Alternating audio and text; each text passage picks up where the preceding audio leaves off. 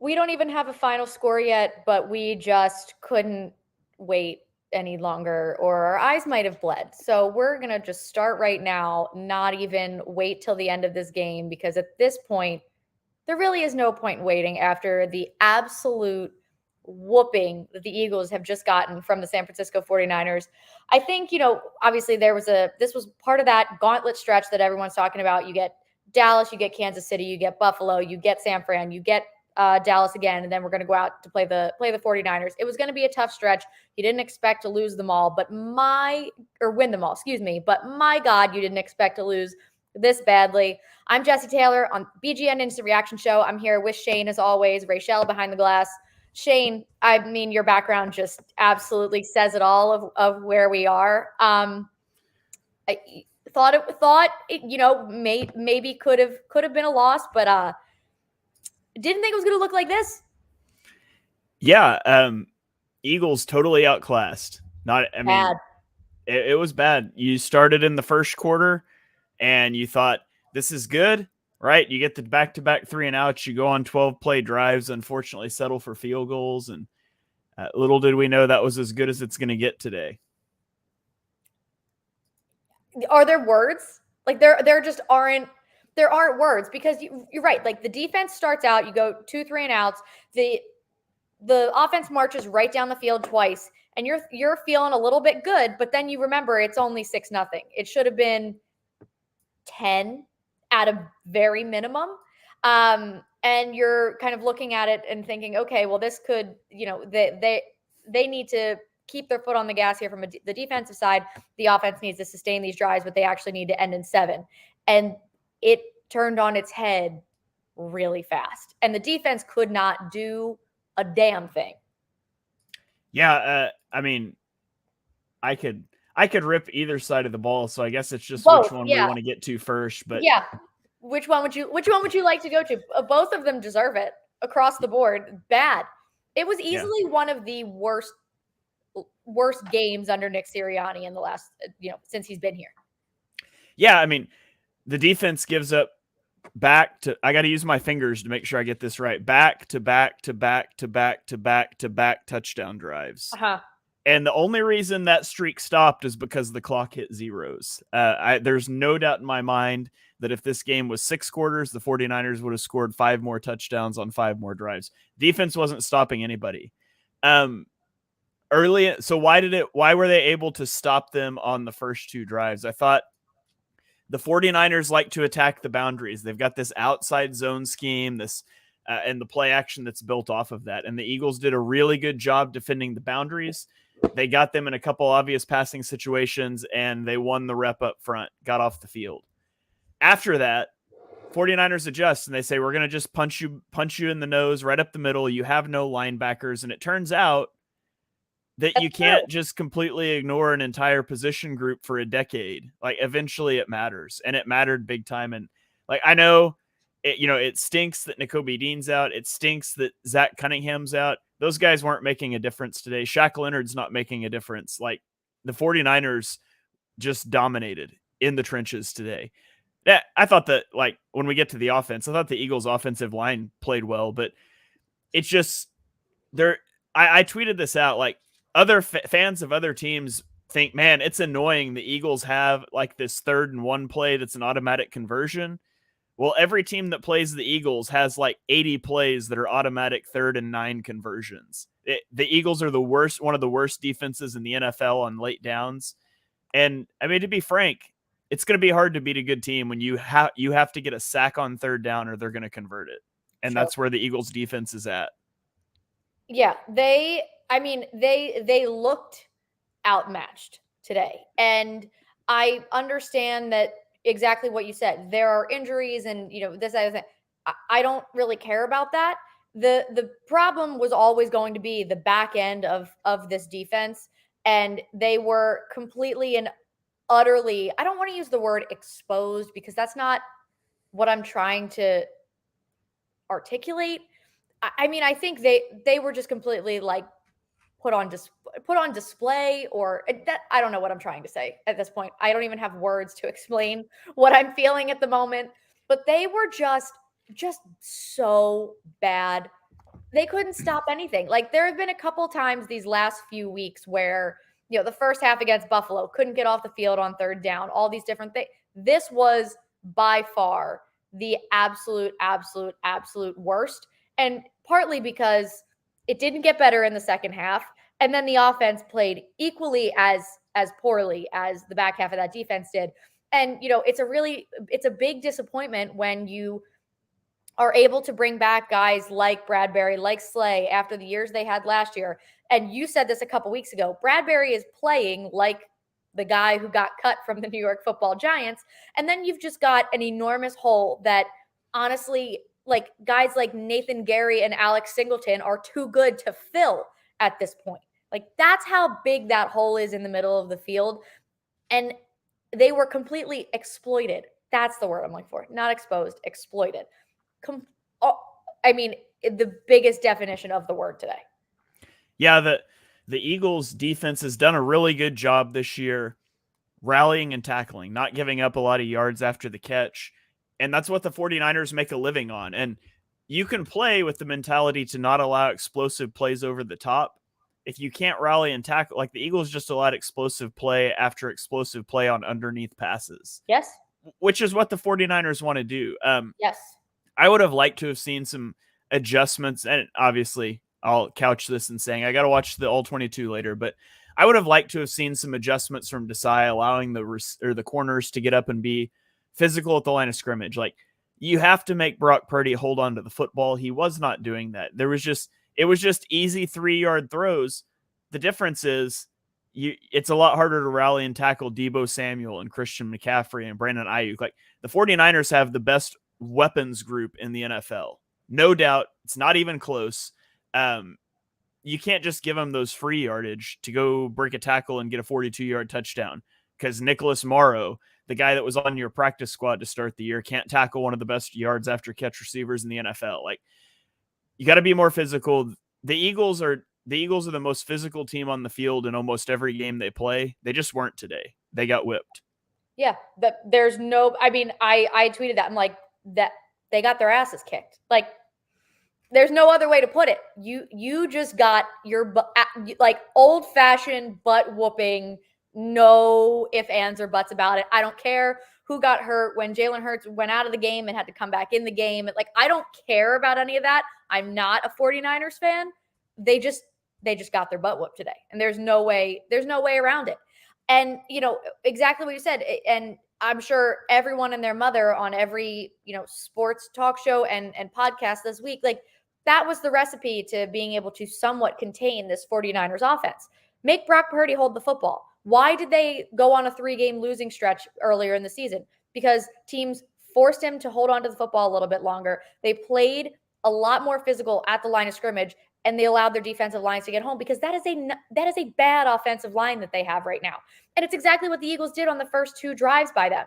They allowed their corners to play physical on the line of scrimmage. They got after Brock Purdy because they made him hold the football too long. They made him uncomfortable, and they couldn't do anything about it.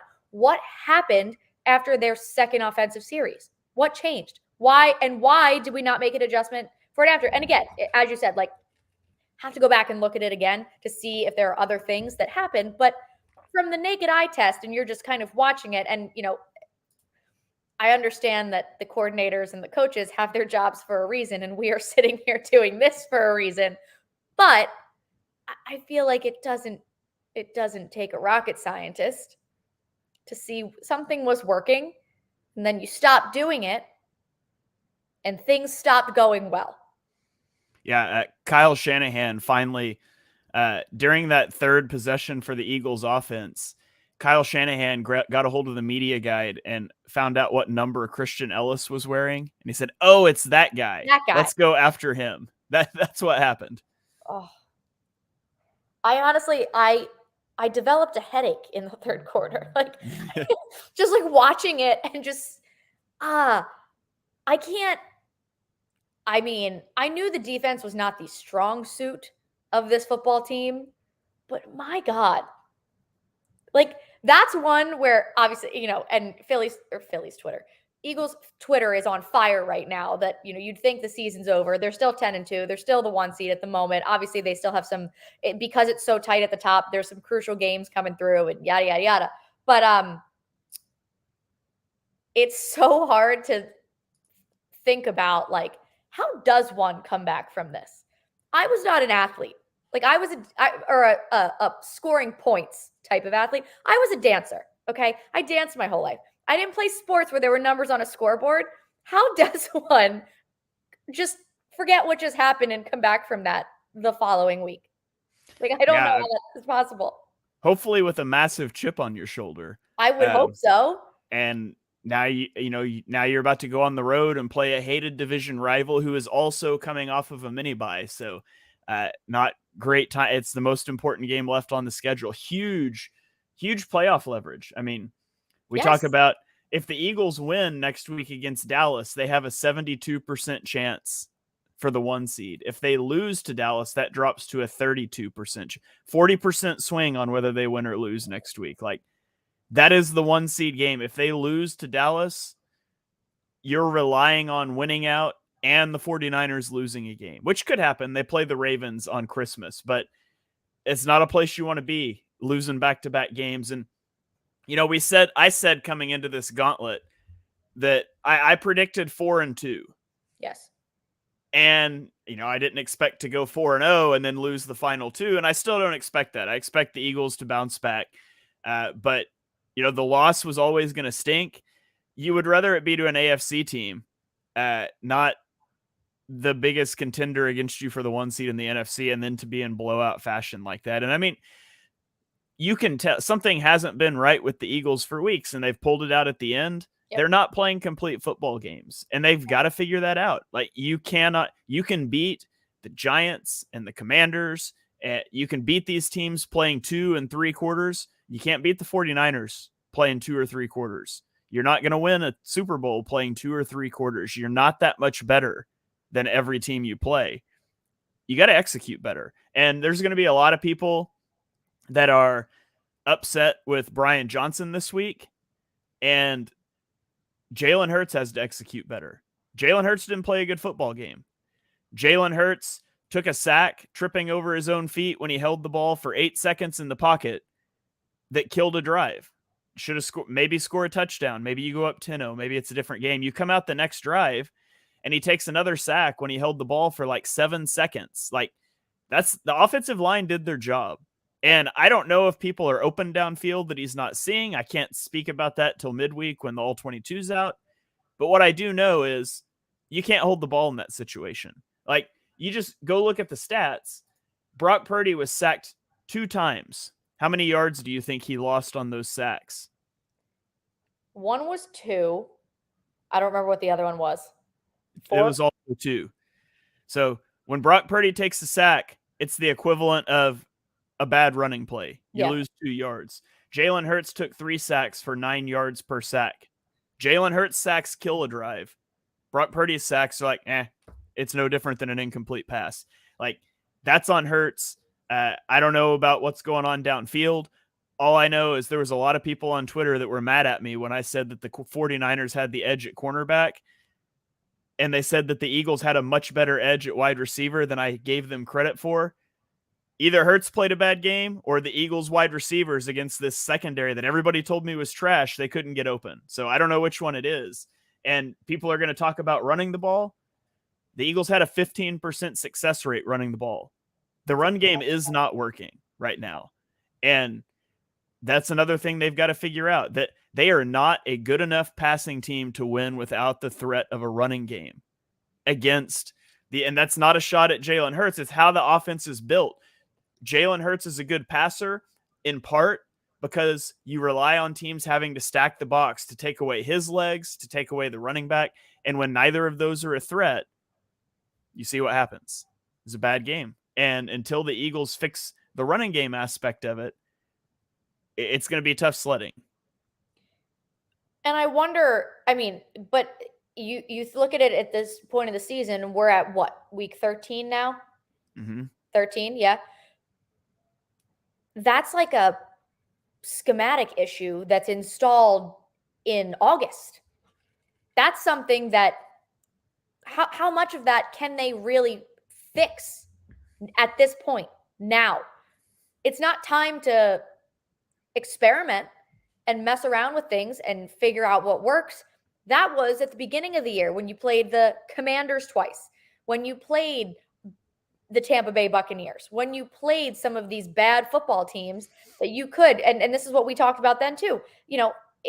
We questioned all these different things, and it was, oh, they're still figuring it out. They're still figuring it out. The new coordinators, blah, blah, blah. And you and I kept saying, okay, well, how long until we're just like, okay, this is what they are.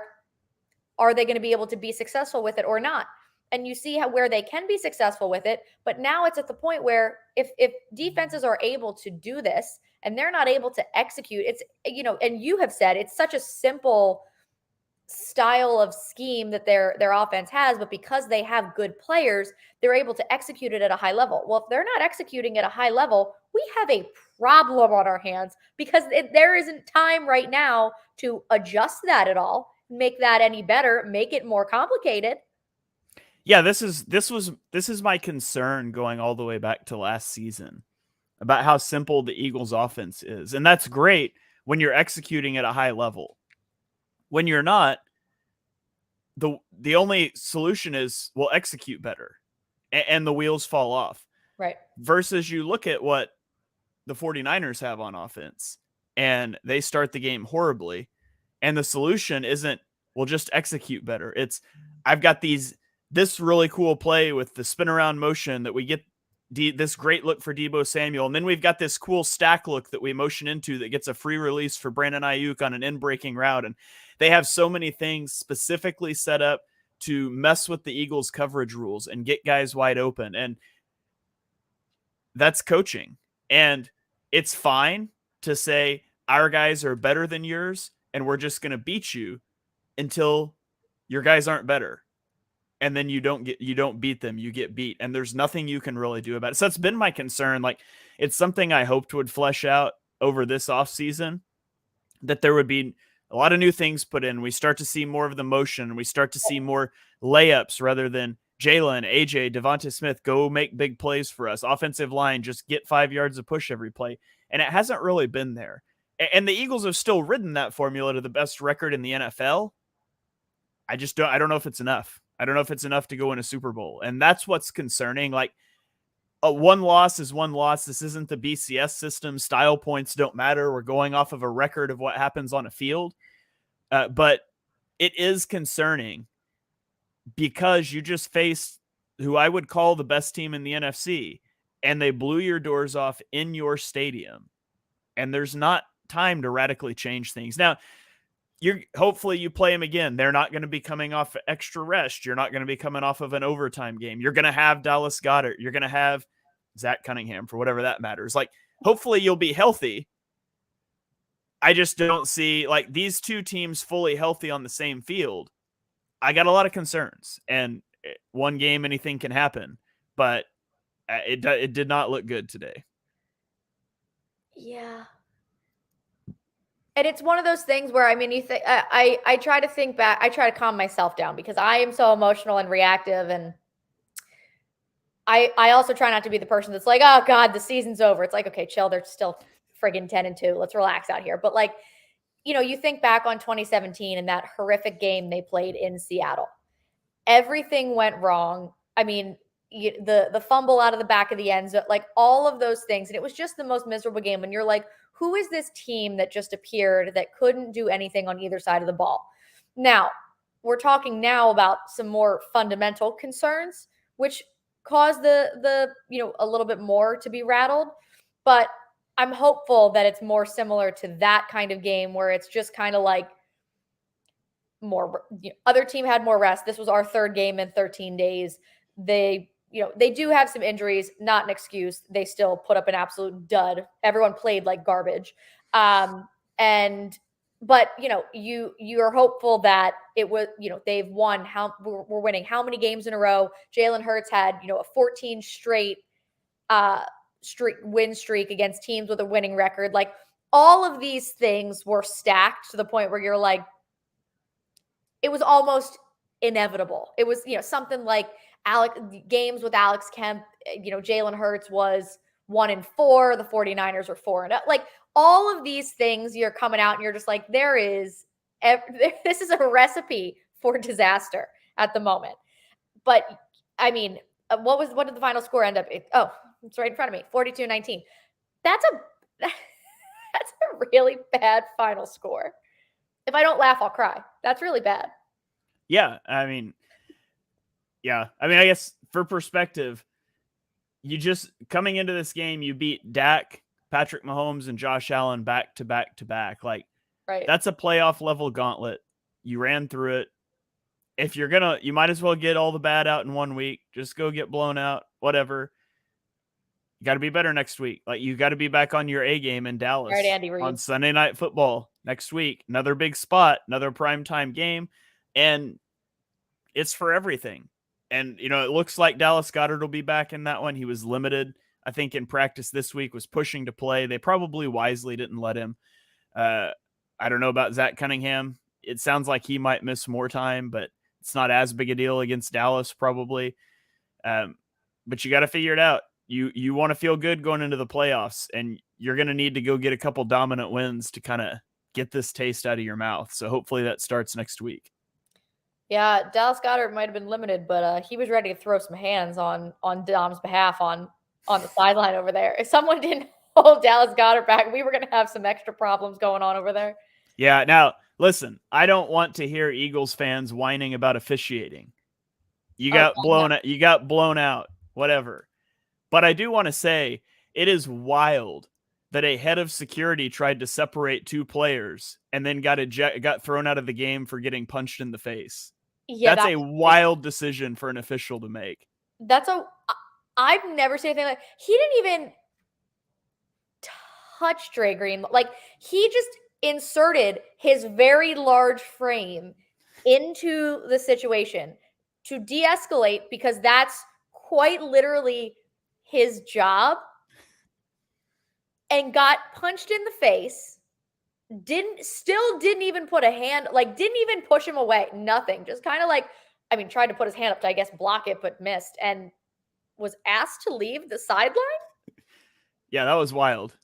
I've never seen anything like that in my life. And I will tell you that all I've seen on Eagles Twitter so far, there have been a couple, the picture of Josh Sweat, not offsides for starters, not offsides. And then there's that same clip that they were talking about with Reed Blankenship getting aggressively held on the one Debo touchdown. But it's very much like conscious to not be a 49ers fan-esque and being like, this is not, 19 points is not, and the refs are not the reason we lost here. 19 points and allowed 42. Like, let's be clear, not the reason. But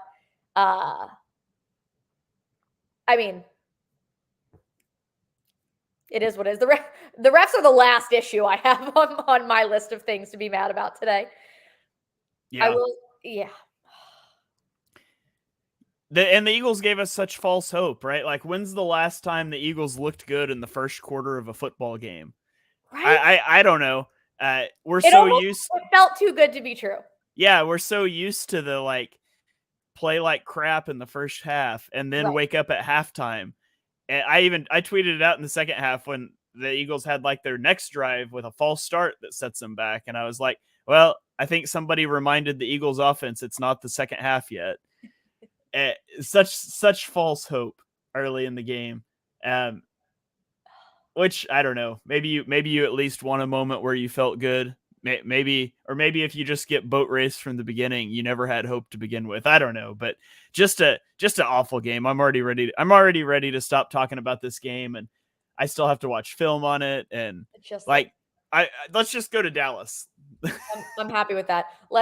I'm so scared to open Twitter to see the 3 words. I'm so scared to ask Rachel to come in here and let us know what the 3 words are. But I'm with you. I can't talk about this anymore. I don't even have the words to talk about it. We're going to have to yell about it later this week after watching film, doing our shows, all the stuff. I'm ready to get all of this out of the way, move on to Dallas. Rachel, do we even want to know? Some of it, okay, it's bad, but it could be so much worse. I'm surprised how optimistic some people are being. But the very first one that stood out to me was big loser energy. Like going into this game, we all knew how highly anticipated it was. There was so much trash talk going on. It mattered. This game matters. And so I just think it was embarrassing. Like we really let them come in to the link and embarrass us, like blow us out like that. So that was one that stood out. The big loser energy. Like I'm very disappointed, and I'm not looking forward to tuning into all the national media and just hearing whatever they want to say this week. So that one was, I don't like that one, but I had to mention it. Somebody said turned it off. Like it was that bad. I just had to turn the TV off. Linebackers killed us. I just got to say, that's dedication to turn the game off and yet tune into a post-game show. Shout out to y'all for being here with us. We love it. You guys. Yes, we do. We loves company. Yeah. Loves it. Yeah, I won't be turning on a TV this week. I can assure you of that. It's gonna be absurd. I like this one right here that came in on YouTube. It says reflect, grow, evolve. Like it could be so much worse. They are still a very, very good team. We just can't afford to lose the next game. But some more of the ones that I saw on Twitter, well, that sucked, which it did. We need Shaq. I've been seeing a couple of those. Shaq Leonard. I know like that's been a big storyline for the Birds right now. Hopefully we'll find out soon. I saw a tweet that said, okay, Shaq Leonard could go one of two ways. Okay. He can either say, wow, that's a unit that really needs me. I'm definitely going to go there. Yeah. Or F those losers, I'm going to Dallas. No. There's no like, and it's true. There's like no in between on that one. No. So Shaq Leonard, if I was Shaq Leonard, I would just come out this week and be like, I will make my decision following the Eagles-Cowboys game, and I will sign with whoever wins. Yeah, that makes way more sense. You should just be like, I will go to the game and I will sign and go celebrate in the locker room with the winning team. Immediately. Yeah. Oh. Somebody just said, let's move on. There's a lot of these. Shake it off. Dallas that's what I was just looking at. They did. Yeah. That's true. They only scored 10 points. We are fine. I think that's, look at somebody trying to be positive, trying to be optimistic. We are fine. They are 10-2. This sucked because I think it just meant so much, but I still think they're in a good place in my absolute nightmare. But I want to end on a positive note, okay? The one that says we are fine. I think that's a good one to try to end on. I'm just really proud of the growth I'm seeing from Philadelphia Eagles Twitter and the positivity that we're all taking. Mm-hmm. I'm really pleased by how we've grown as a fan base and as humans and as adults, because usually it's not like this. But in case anyone was wondering, Taylor Swift did just arrive in Green Bay. So everyone has that to look forward to tonight on Sunday Night Football. If you missed it for the last couple weeks, seeing her every time there's a break in game action. Yeah. If you think I'm turning on another football game today, you're crazy. I don't want to go watch somebody else's team win after this. Football is done for the day. You're so right. I'm going to start wrapping Christmas gifts tonight. That's what I need to start doing, but I don't even I said to my husband earlier, I'm like, can we watch the Sunday night game in the basement so I can start wrapping gifts? And he was like, yeah. I'm going to suggest we watch something else because I don't want to watch it. And I think I might turn on Monday Night Football by tomorrow night. Depending on who, I don't even garbage game. Why would you do that to yourself? I don't even remember who's playing. The Bengals playing for one. Oh yeah, never mind. Bengals? We're good till Thursday, which will I'm sure be another great game. Yeah, which I'm sure will be another garbage. Patriots Steelers. Okay, Sunday it is. Sunday night. You'll catch me watching my next football game Sunday night. Yeah, I will not be Army Navy next Saturday. Let's go. Oh, there you go. So Thursday night is, you said Patriots Steelers? Yes. That's great. So Mitchell Trubisky against Bailey Zappi. That's good television right there. That might be the worst rated Thursday night football game since Thursday night football began.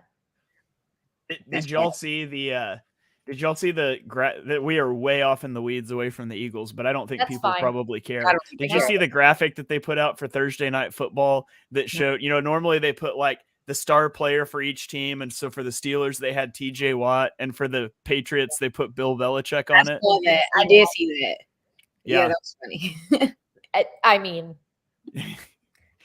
one of my husband's best friends is a Philadelphia born and raised 4-for-4 Boston fan. I don't get it. His family isn't Boston fan. Like, I don't get it. It doesn't make sense. But he's one of those people who, like, you can actually just have a conversation with about sports, and it doesn't make you want to jump off a tall building. And he is like out. Like, he's like, I don't even know what to do with myself watching the Patriots. I'm like, welcome to my life. You don't feel bad for them. I don't feel bad for you at all. But my God, they're a bad football team. I need a glass of wine. Anyone else? Me too. That would be really nice right now. I'm gonna go do that. Yeah. I don't think we have anything else to cover. I think we're all pretty over it. We're not even getting comments in anymore because I think everyone else is equally as over their stuff. Yeah. So yeah, I think we're gonna just wrap it there, and we will talk to you next week at a really, really late hour, and then the following week at another really late hour because the NFL decided that they hate us. Yeah. Which is not far off. So thank you for tuning in with us, and because misery does love company. So thank you for joining us, especially the people who turned the game off early and still came to be sad with us. We really appreciate it. Make sure you're subscribed to everything. I can guarantee you there's going to be some good content coming out this week from BGN. So make sure you're tuned in everywhere. Thank you again for joining us. We'll see you next week. For myself, Shane, Rachel, we are the BGN Instant Reaction Show. Go Birds, I guess. And we'll talk to you next week.